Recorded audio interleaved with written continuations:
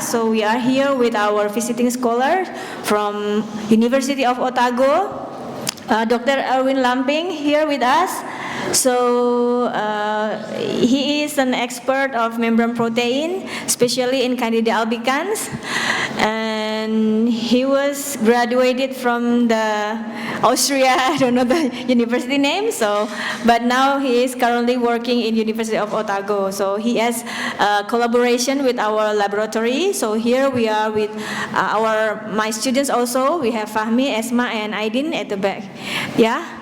And then they are currently doing some research on membrane protein in Candida albicans and Saccharomyces cerevisiae.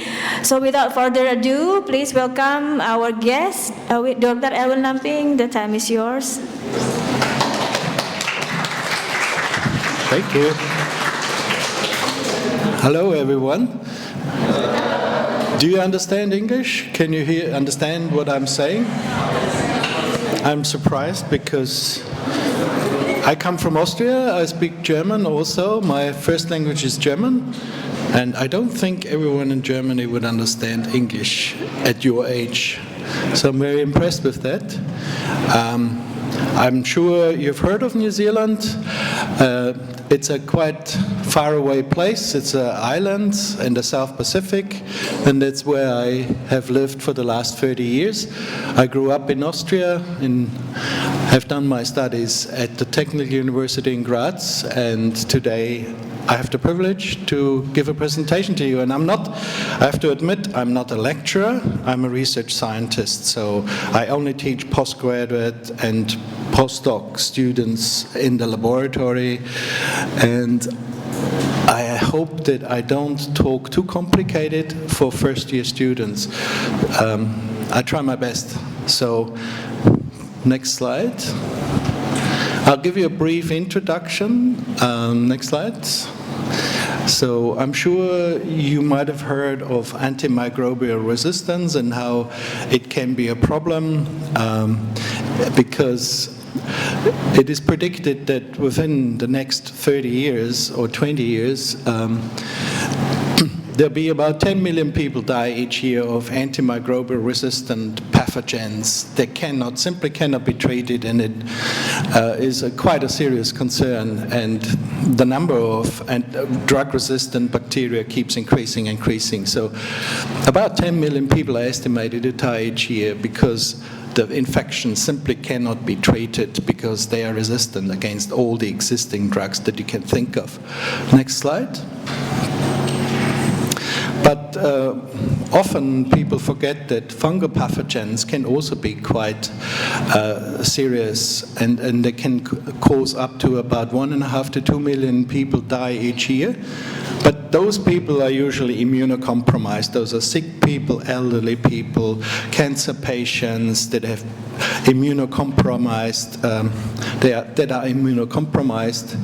But still, it is quite a serious concern because if you're immunocompromised, you're very susceptible to fungal pathogens.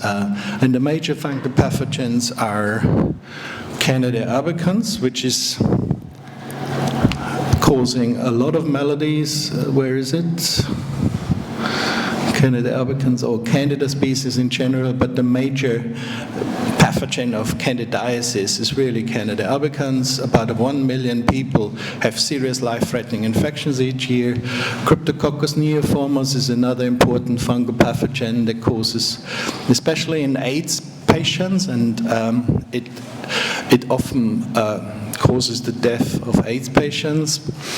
They don't die of the virus itself, but they die because the virus causes immune defects, which then makes the patient susceptible to infections, and Cryptococcus neoformans is quite a serious pathogen for those people. And Aspergillus fumigatus is another organism.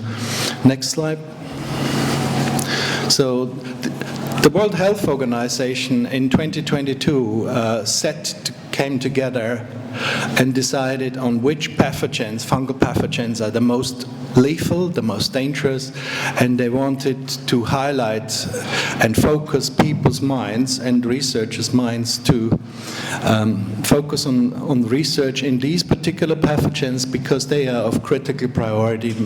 And the critical priority fungal species, there are only 4: Cryptococcus neoformans, Aspergillus fumigatus, Candida albicans, as mentioned, and Candida auris. But Candida auris is only a recently emerging pathogen. So these are the 4 major concern pathogens. Next slide. And in recent years, people have started to realizing that when you try to treat a patient, you shouldn't just look at an individual patient and try to fix the infection and try to cure the patient. But if we really want to tackle antimicrobial resistance, we must understand there is a reason why that antimicrobial resistance keeps increasing, and that is because of our interference with nature. And this is sort of a summary slide recently published in a Nature Reviews article. And you can see that antifungals are used heavily in agriculture to protect your crops from being devastated by fungal infections, which are quite common, especially in subtropical and tropical regions like yours. And as you can see here, this graph highlights how the antifungal use in agriculture exponentially increases. And we are talking huge amounts of antifungals. So the major antifungal use is not actually for patients, but it's actually in animal husbandry, in protecting plants from fungal pathogens. But that has natural consequences because these antibiotics, these antifungals, start accumulating in the soil, in the water, and they're starting selecting for resistant fungi. And those resistant fungi then can get into the hospital setting, and that particular patient, if it is immunocompromised and it has a fungal infection, is in serious trouble because it most likely would die because it cannot be treated anymore. So this is just a highlight. And you know, human interference with nature through climate change, I'm sure you've heard of this. Recently, COVID, the coronavirus crisis, caused a lot of people to be immunocompromised, which then causes secondary infections, fungal infections, which then ultimately can cause disease. And then you have,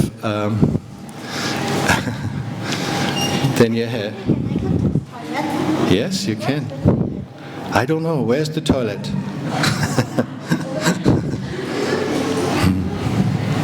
So this is a reminder that whatever humans do has consequences, and these are serious concerns that maybe people don't take serious enough. So next slide.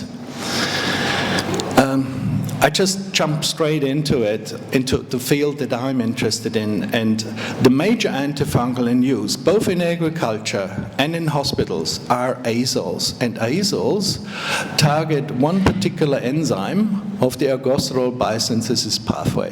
Ergosterol is part of the plasma membrane of all fungi. So it's essential to the fungus, for the fungus to grow. And it is an endoplasmic reticulum enzyme, so it's inside the cell, and when you treat the fungus with azole, it inhibits the drug target. But there are, of course, many ways for an organism to become resistant. These are the 4 major mechanisms. One is you alternate the ergosterol biosynthesis pathway so that even if you inhibit the drug target, it doesn't matter anymore. The cells can survive. Another mechanism is to overexpress the drug target so you don't have enough azole to inhibit all the enzyme.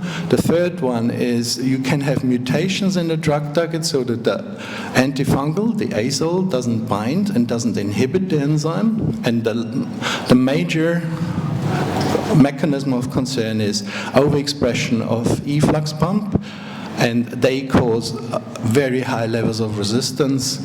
And when that happens, when the Candida albicans or other fungi have accumulated mutations that cause the overexpression of efflux pumps, you cannot successfully treat the patient. The fungus simply doesn't care about the antifungal. Next slide.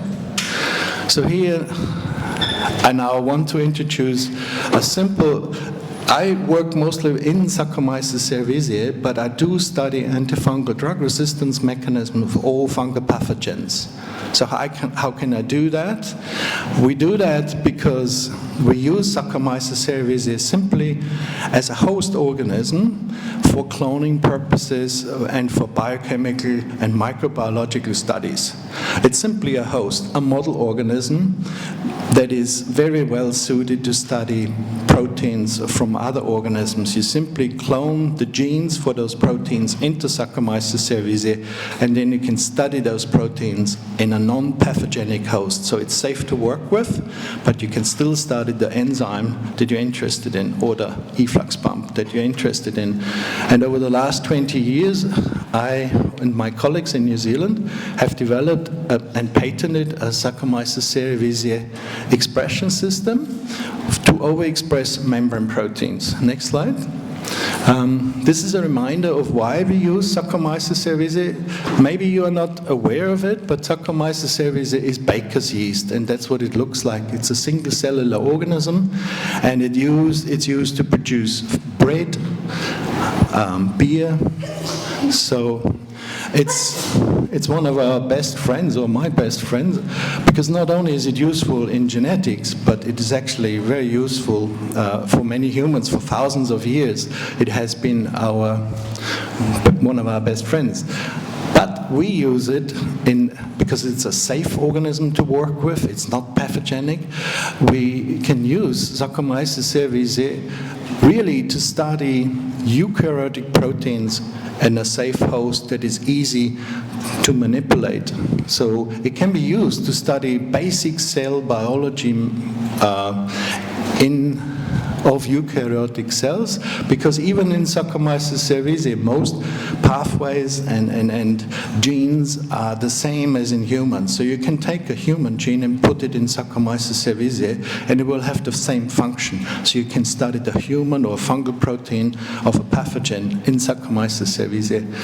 It is also used to study, for instance, apoptosis, which is cell death, even in mammalian cells, or you can study cancer and how, it might not be quite clear to you how that works, but it really is used quite frequently. And you have to go back to a mammalian system to then study in more detail exactly how it works. But the basic concepts are usually studied and discovered in Saccharomyces cerevisiae, even about mammalian cells or human cells. But as I mentioned, it's also used as a producer of valuable products like ethanol. You might not agree, but I do like a beer. And then some bread. But it's also used recently, in the last 40 years, genetics and tools in genetics have improved so much that you can modify Saccharomyces cerevisiae, the genome of Saccharomyces cerevisiae, to force it or to make it produce very expensive products that are difficult to gain through extraction from plants and stuff like that. And you can make yeast express the genes that you need and the proteins that you need to create very complicated chemicals that are used as pharmaceuticals and stuff like that, like steroids or drugs. And then it's also a preferred host for expressing heterologous proteins from other organisms, and for purification, and then ultimately for crystallography to study the destruction of proteins of interest. Next. This is a reminder of what a membrane protein is. Do you guys know what a membrane protein is? Do you know what I'm talking about? Yes, the protein inside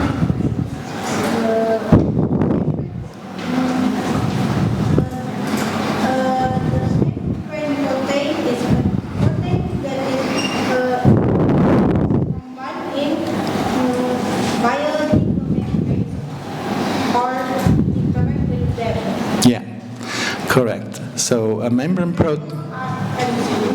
Yeah. So membrane proteins are part of the lipid bilayer, and they are often involved in important transport of important compounds into the cell, or export of toxic compounds outside the cell, or exporting chemicals for communication within and between cells. But because of their importance, even in humans, most of the drugs that you guys are interested in to learn about are actually targeting membrane proteins. And membrane proteins are about encoded by 25% of the genome, so they are quite prominent. Yet, less than 1% of all structures that we understand and know through modern crystallography and structural analysis are for membrane proteins. It's much harder to work with membrane proteins and determine the structure than for soluble proteins. And even less proteins less structures have been created for membrane proteins of eukaryotic organisms like humans. So there is still a lot to learn and a lot to improve for us to start really getting accurate structures that you can then use to design new and improved drugs, because you understand the structure and how a drug inhibits your particular drug target, that particular protein. Next step. Next slide.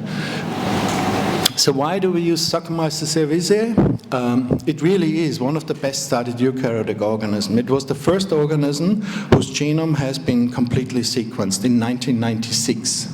So that's about 30 years ago, before you were born, but well after I had finished my PhD. So when I did my PhD, genetics, molecular biology, was it in infancy. So I learned all the techniques that you guys in the future probably use in very simple, well-established protocols that took us years.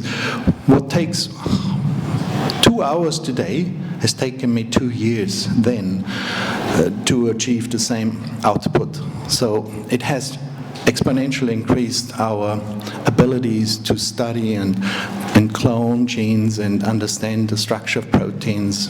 And so that is why we use Saccharomyces cerevisiae. It really is the best understood organism, and it has many other qualities that make it really very suitable for studying membrane proteins. And it's easy to grow. It's a single cellular organism. It grows overnight, and you can study a protein overnight. It's easily genetically manipulated, and the system that we have patented is not a plasmid-based expression system. It actually creates modifications inside the chromosome that makes all our constructs, yeast strains, very stable and very reproducible for the analysis and discovery of new drugs, of drug targets or efflux pumps. So, and we can reach really high levels of expression. I will explain why.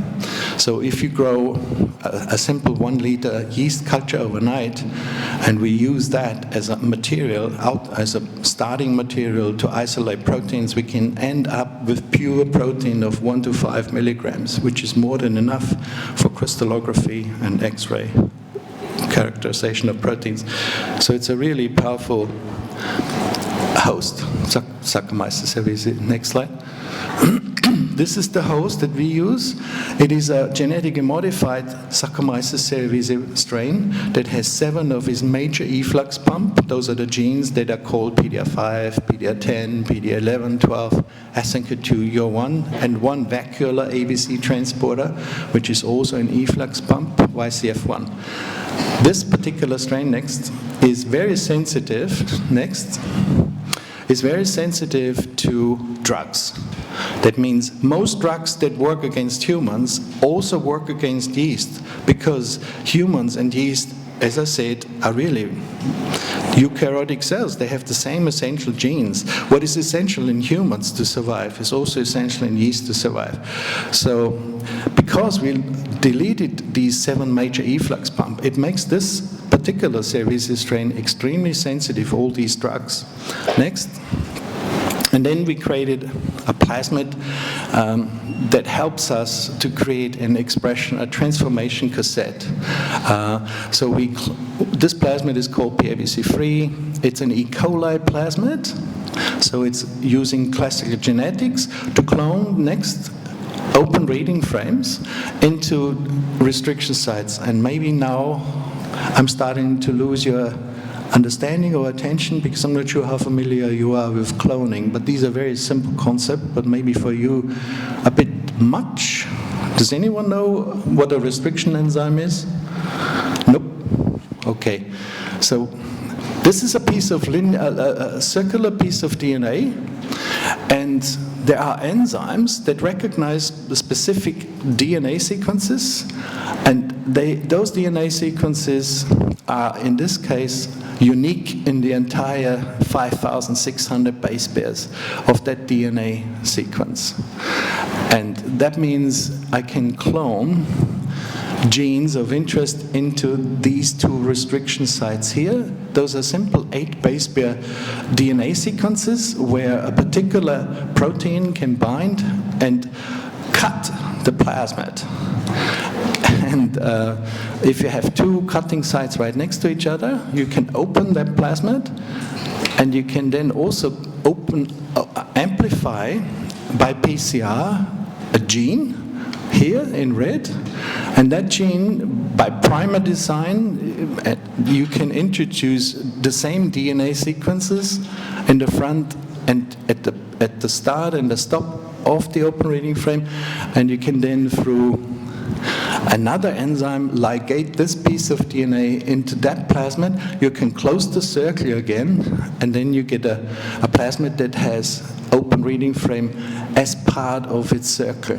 And then you can use these 2 restriction sites here. Those are simple 8 base pair DNA sequences. ASC1 reads GC, GGCC, GC, or something like that, if I remember correctly. And then when you use that enzyme, you can linearize your plasmid into this form. And this is the linear piece of DNA that contains a promoter, a downstream region of our genome target region, and the open reading frame of interest. So if we can isolate that piece of DNA, and we can then next mix that piece of DNA next here. You simply take the yeast cells in an Eppendorf tube, you mix it with that linear piece of DNA, and then you use a protocol to force the DNA into the cell, and then you select the plates on agar plates that have no uracil, and then you can select for strains that have integrated this piece of DNA into the genome. Next. And this AD strain, I have forgotten to tell you, has also got an additional mutation in another protein that causes the overexpression, the constitutive overexpression of genes that are cloned downstream of the PDR5 promoter. The PDR5 promoter is a regulatory element where PDR13 binds to as a protein and then activates transcription of CDR1 in this case, and that causes huge amounts of that protein being translated and transported to the plasma membrane. And so we get high levels of protein expression with these tools and techniques. Next. This is how it works at the DNA level. So this is the genome of the AD strain, and this is the PDR5 locus in the chromosome. This linear piece of DNA that has entered the cell integrates into the genome through 2 crossovers, homologous crossovers in the same. So this DNA bit here is homologous to that DNA bit here, and that DNA is homologous here.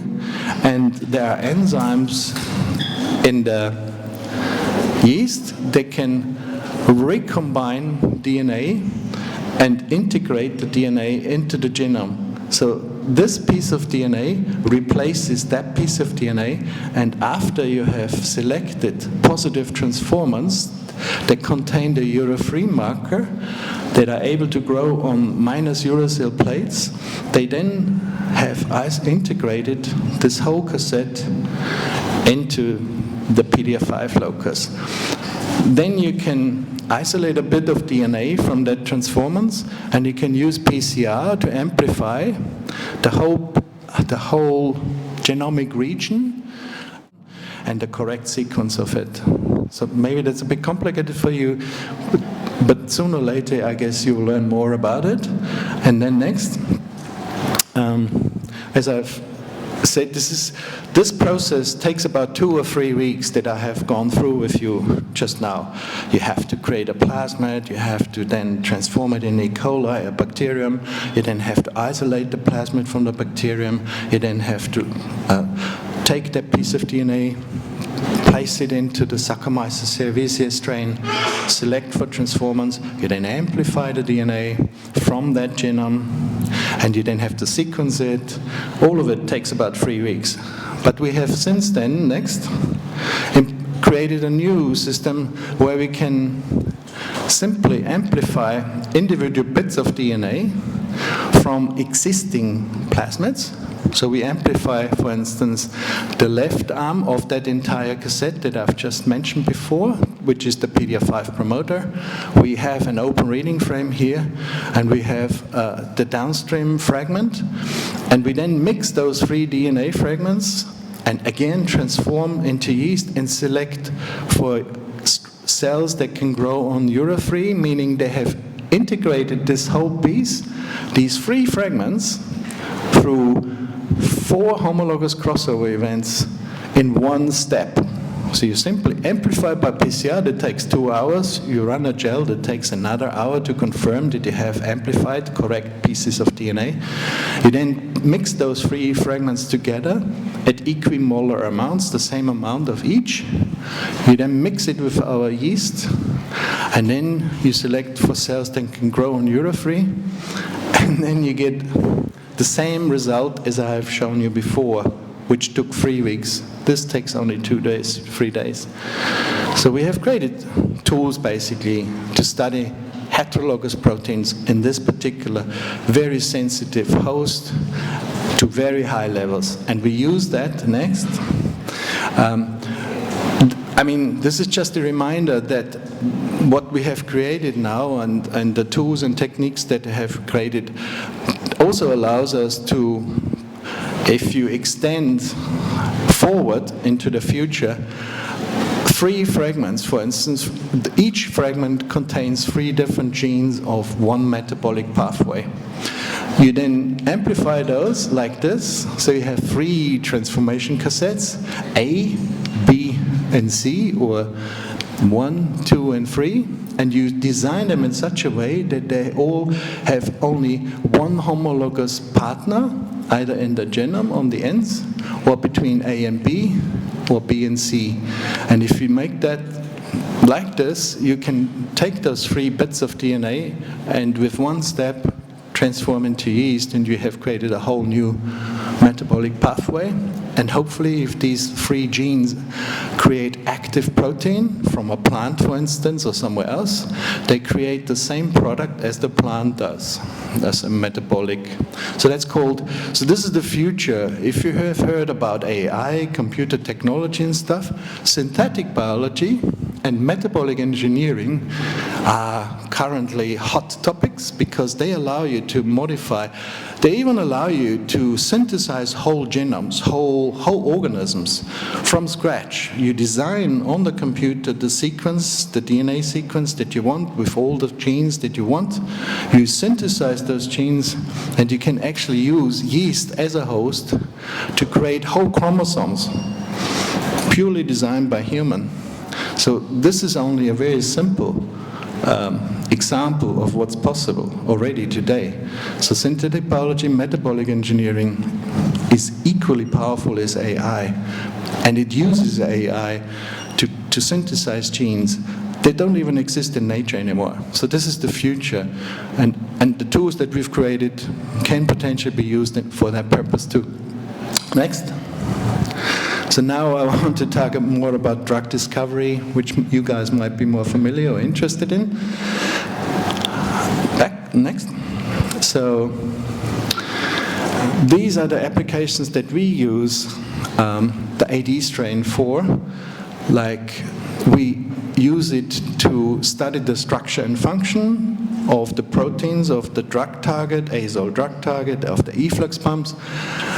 We've done lots of publications on that.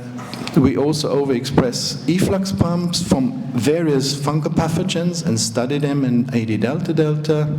We test whether certain toxic drugs are efflux pump substrates. We test for new efflux pump inhibitors, because if you can inhibit the efflux pump, the pathogen can be treated again with the antifungal, because I will show you in the next slide why. And this is just an example. What we've done here is we've created these yeast strains that overexpress efflux pump from Saccharomyces cerevisiae PDR5, or Candida albicans efflux pump CDR1, or this is another efflux pump from Candida albicans, it's called MDR1. And we've also overexpressed the drug target from Candida albicans 11. So here these are membrane protein extracts from the yeast. So you break the yeast cells with glass beads, and you then centrifuge the organelles, and then you take an aliquot of all membranes and separate them by SDS page, and then you can see protein patterns. So the AD strain, the sensitive strain, doesn't have, for instance, PDR5. So you can see how when you overexpress PDR5, you get a huge amount of protein of PDR5, efflux pump, or CDR1 here. Or Candida albicans ERG11 is a smaller protein. It runs a bit faster at an SDS page gel. And then the MDR1 efflux pump. And here on the right-hand side, you can see what phenotype they cause to Saccharomyces cerevisiae. If you overexpress the efflux pump PDR5 or Candida albicans CDR1, the AD host strain, which is very sensitive to fluconazole, which is an azole that targets ERG11, you only need half a microgram per milliliter or half a milligram per liter to stop AD strains from growing. But when you overexpress the efflux pump, that strain, you need 1,000 times more drug to even inhibit the growth of that particular yeast. And the same is true for CDR1. When you overexpress the drug target itself, you never get such high levels of resistance. You can see you only get 4-fold more resistance when you overexpress the target itself, but you can get 1,000-fold more resistance if you overexpress an efflux pump, because it's much more powerful. Next. These are just examples. Here we have, it shows here the same SDS page gel of membrane proteins extracted and separated on an SDS page gel.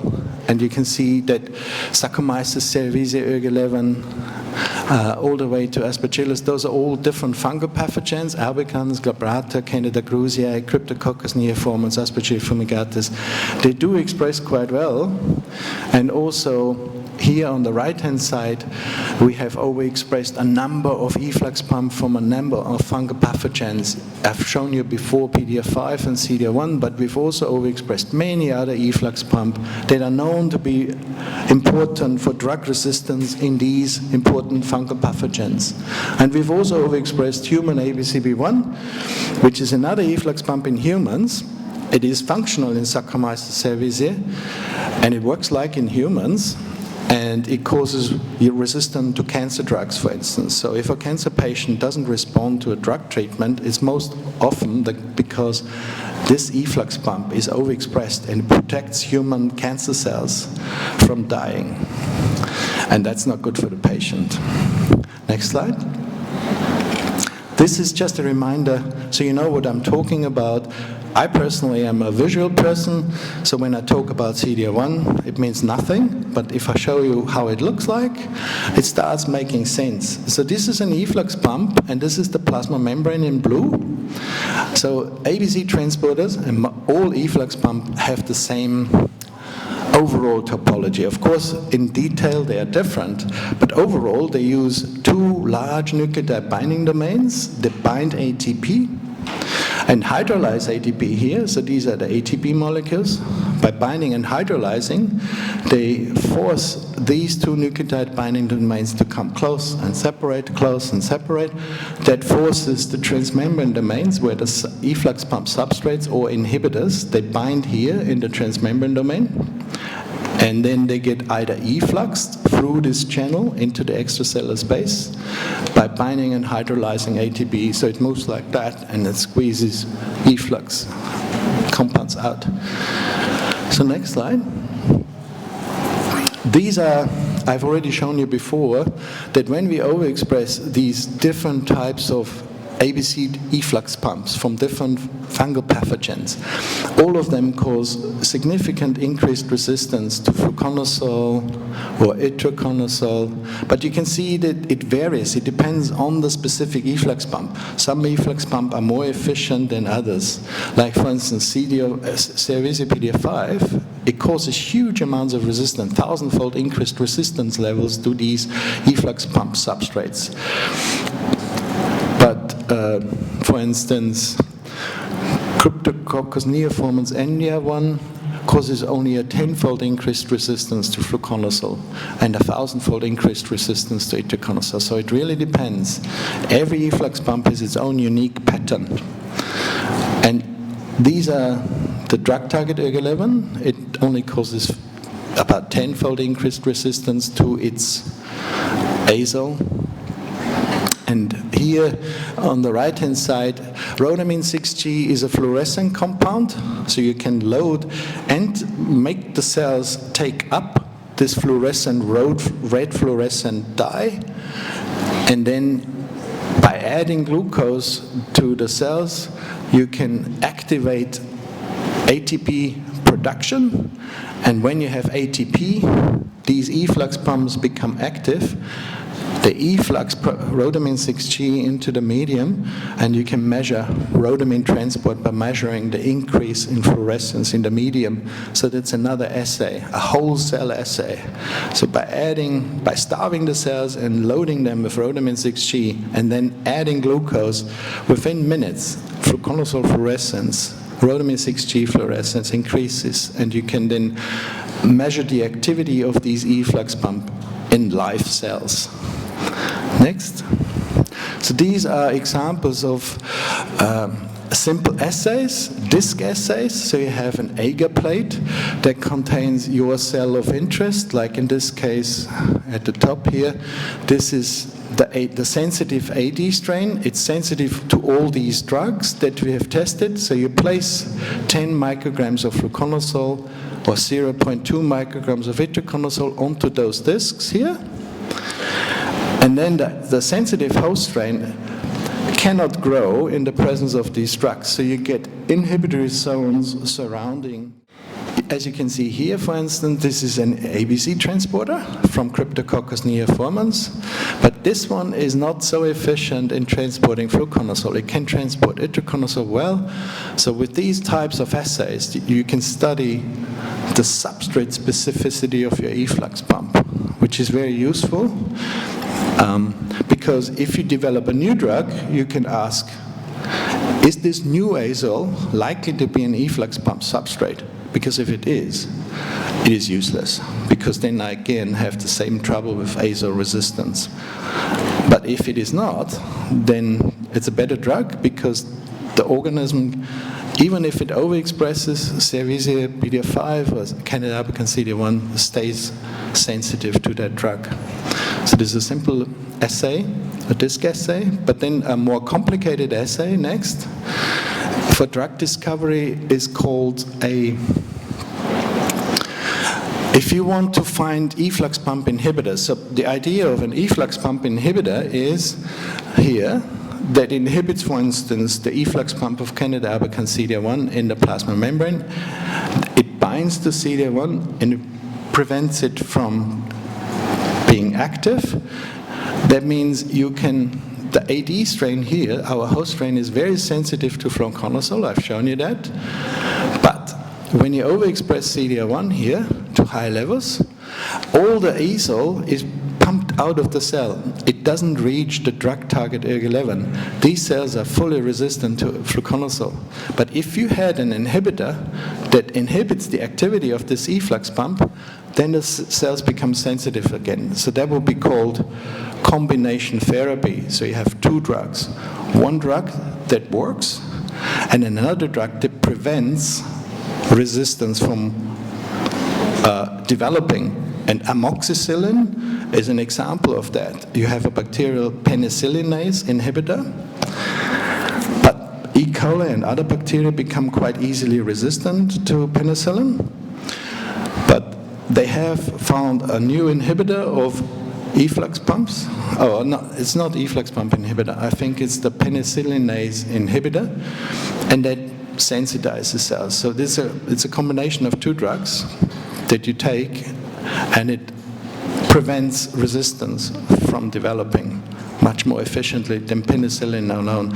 Penicillin alone these days, I think, doesn't work very well anymore to most people because most bacteria are resistant already. Okay, next. And this is an example. Here we have CDR1 overexpressing strain in the absence of fluconazole and in the presence of fluconazole. So the plate contains 2 million cells. It contains no fluconazole, just growth medium, and you can see a lawn of cells growing. And if you place different compounds onto these discs, you can ask, is this compound, these four compounds here, and DMSO is a solvent that is a control, so the solvent itself that these four compounds are dissolved in shouldn't be toxic. So that is the positive control that shows that DMSO doesn't interfere with my assay.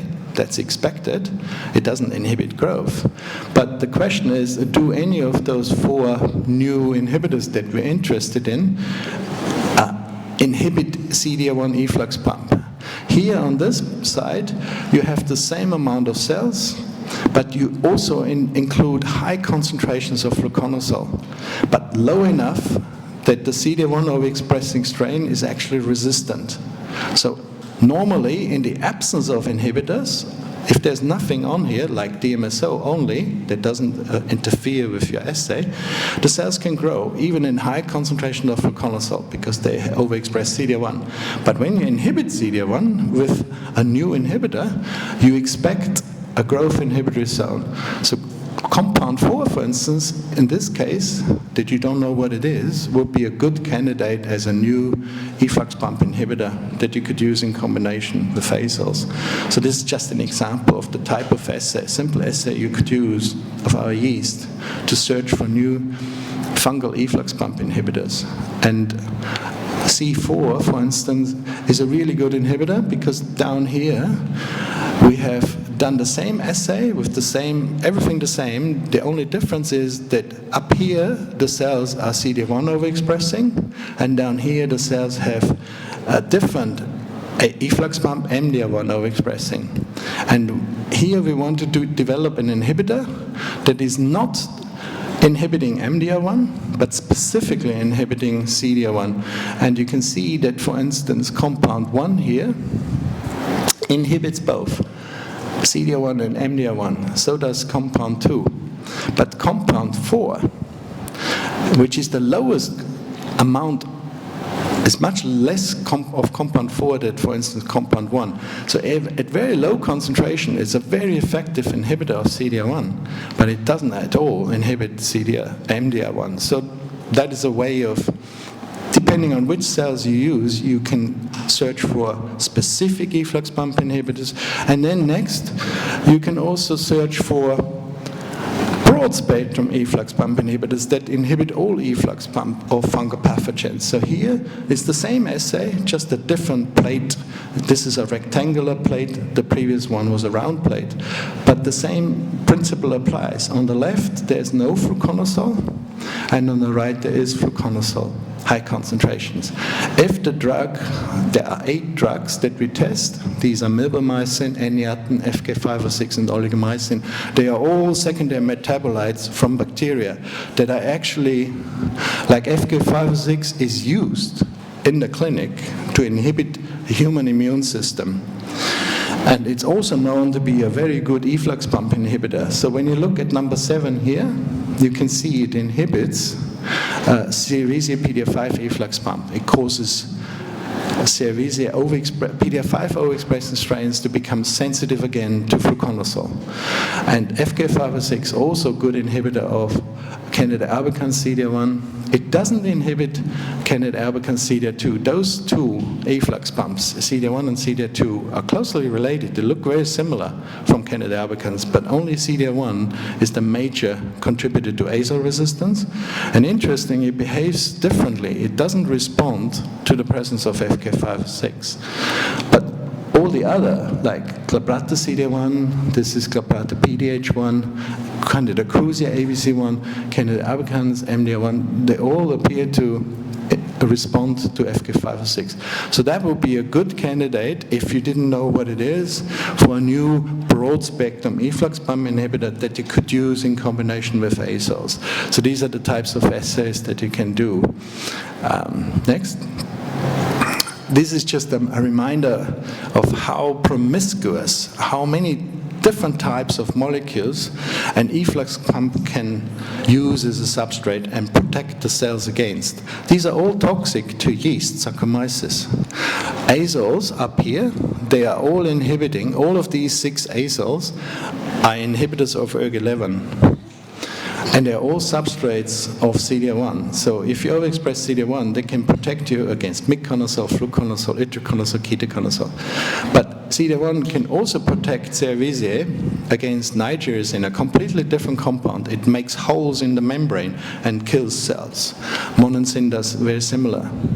Then cyclohexamide inhibits the translation machinery of Saccharomyces, and it's a substrate of CDR1. So if you look at the structures of all these, the size of them, the hydrophobicity, hydrophilicity, the charge, it's all completely different, but they're all substrates of CDR1. So we still need to understand how these pumps work. Next. These are 5 examples of really good inhibitors of ABC transporters. And as you notice, they're all larger and they're all circular in structure. So they have less freedom of conformational change and they get stuck in the transporter and prevent and freeze the transporter basically. So next. All the platforms that I have now described, we have used for screening, for new compounds, for new fluorescent substrates of efflux pump, because a fluorescent substrate of an efflux pump can be used in a high throughput screen. In this case, we have discovered Nile red, which is a red compound that becomes fluorescing when it enters the cell because it binds to lipid droplets inside yeast cells. So this is a beautiful substrate of efflux pumps. So you basically can use this fluorescent compound, like rhodamin 6G, by labeling your cells with Nile red first, starve the cells, and then you add glucose, and you get Nile red Nile red fluorescence, and if you have an inhibitor, you get an increase in Nile red fluorescence. So simply measuring in a microtiter plate format, each well contains a different inhibitor that you don't know whether it's likely to inhibit your CDR1 overexpressing cell. Depending on if you get a fluorescence or not, you know it inhibits CDR1 or not. So you can test 96 different drugs in a microtiter plate format. And we discovered Nile red as a fluorescent substrate like this. Next. We also discovered new inhibitors, again using high throughput screening.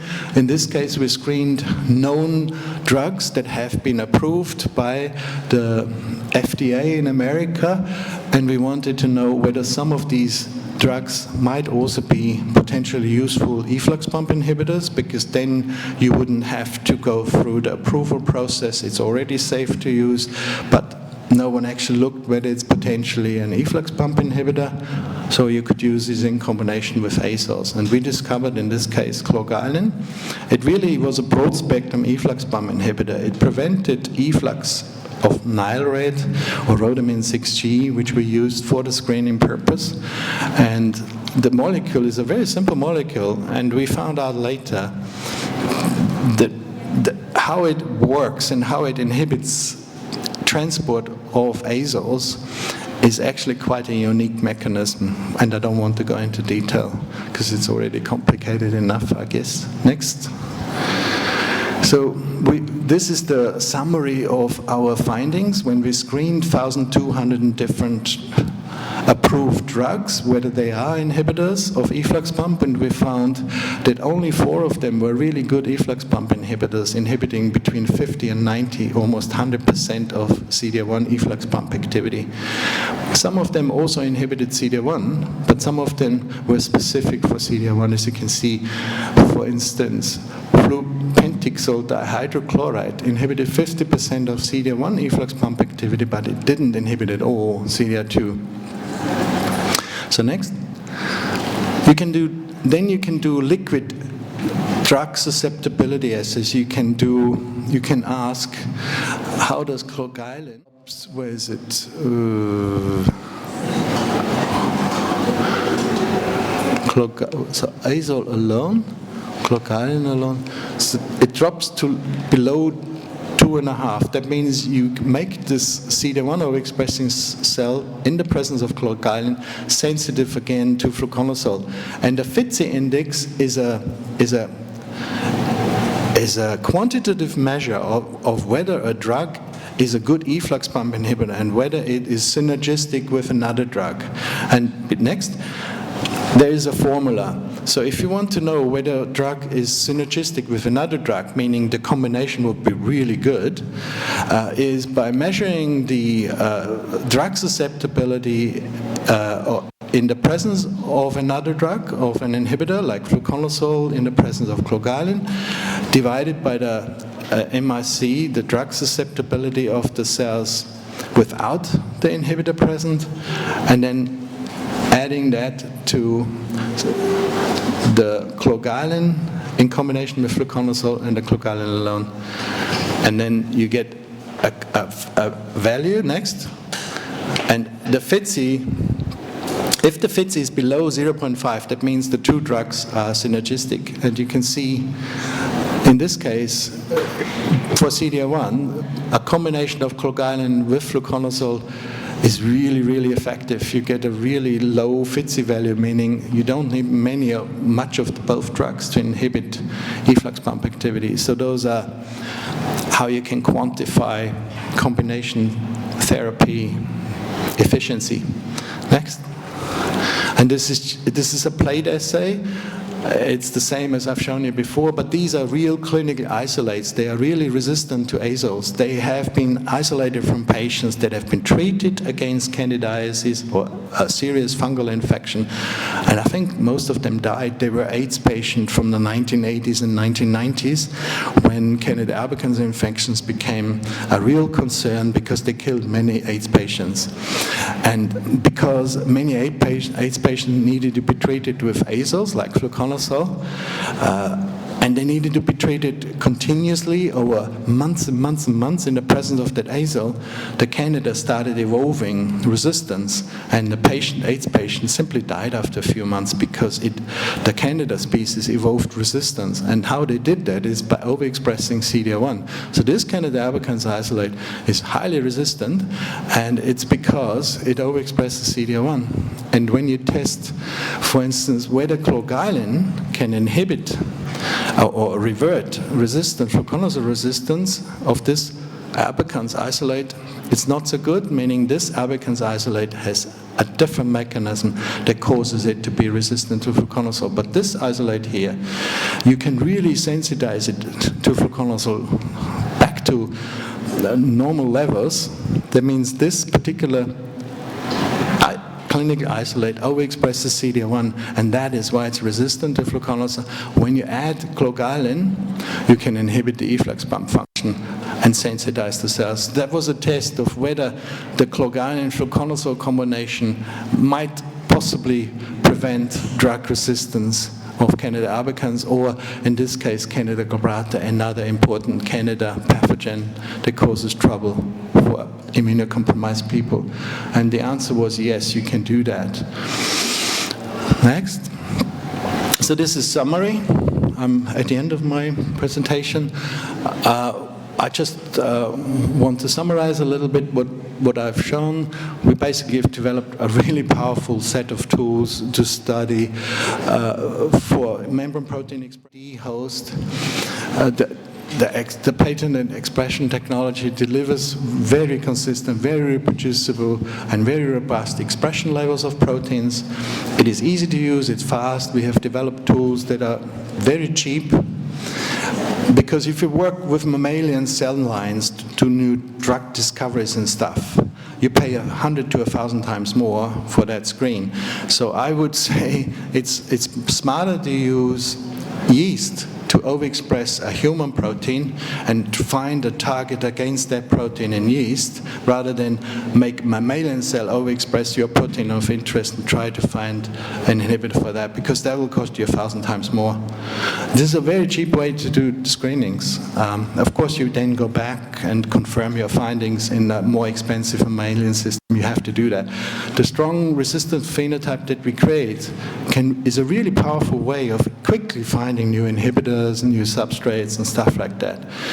But also, we don't only use it for drug discovery. We're also interested in the structure of these proteins, so we use our AD host to overexpress high levels of protein like ERG11, like efflux pumps, and then we try to crystallize them and determine the structure. And we have determined in our lab azole drug target structures for ERG11, and then we've also developed additional tools, as I've mentioned before, for synthetic biology and metabolic engineering, and I've never ever managed to use those tools to actually start applying them, because I'm only one person, but I would love to get into synthetic biology and metabolic engineering as well in the future. But I hope I haven't bored you too much, and I hope I didn't talk too complicated. But of course, I always have to acknowledge all my colleagues in New Zealand and many colleagues overseas and funding sources, because without money, you're dead, you can't do anything. And thank you very much for your attention. How late? How long? 1 hour.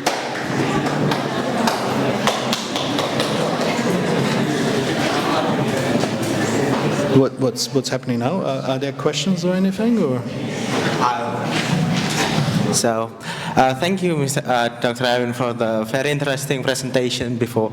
So after this is the question and answer questions. So do you guys have any questions regarding the materials? Because you guys are still on the first semester, so I think there should be a lot of things that is pretty cloudy to you. So any questions? If you cannot say it in English, you can say it in Indonesian, and then I'll translate it for you. Any questions? It should be pretty cloudy to you a lot.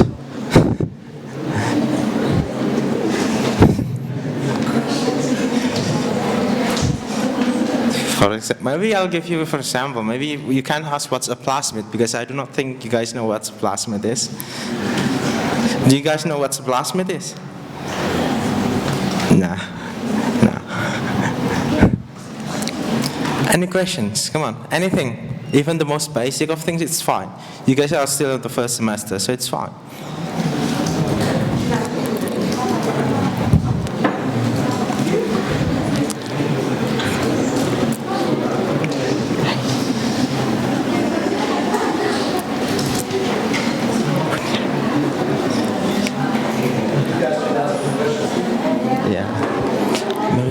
Okay, maybe if not, I will go to Miss Nia first. Thank you very much, Dr. Erwin, for a very, very beautiful presentation, I would say. And my name is Nier, and I'm from National Research and Innovation Agency. And I would also have a question related to the drug repurposing that you mentioned before. So you chose, how do you call that? Chlorogarlin? Yes. So what's the base did you choose for this drugs? Because usually if I understood correctly from my colleague here, so when we choose drugs, we use database, FAIRS database, to choose the drugs that we would like to repurpose.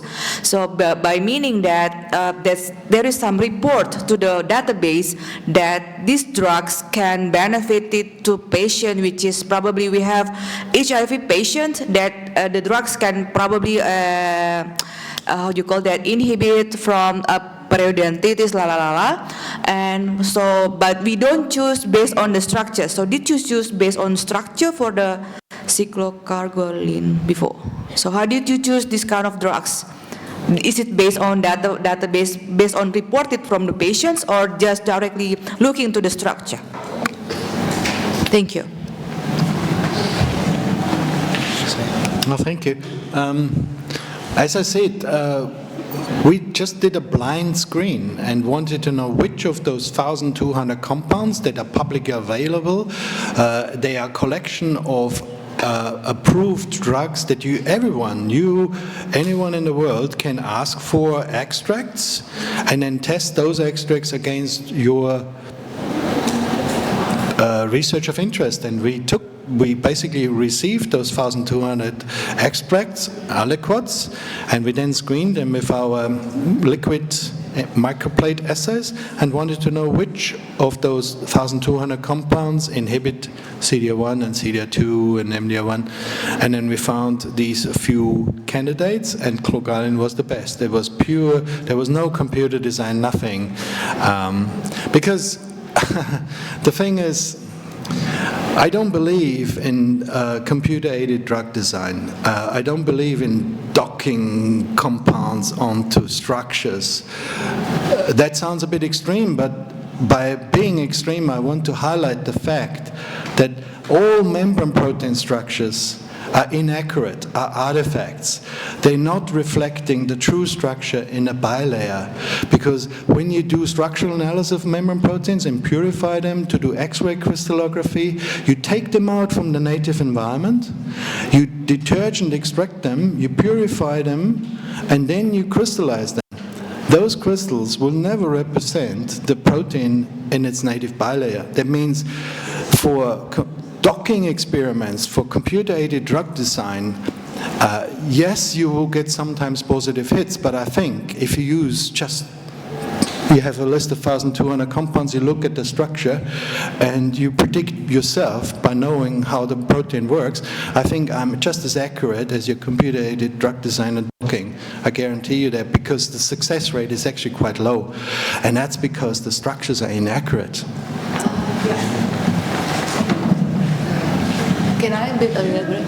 Yeah, thank you. I understood that point, but my point is that if you have already patented drugs, let's say from Bayer, something like that, but so there is a database that probably patient, this is like combination between patient, hospital, and drugs itself. So some patient reported that this, let's say, drugs, lamivudine drugs, also can be beneficial to prevent them from, let's say, caries of the dental, mouth, So that's my question, basically. So did this compound already patented, or already being drugs, or just compound?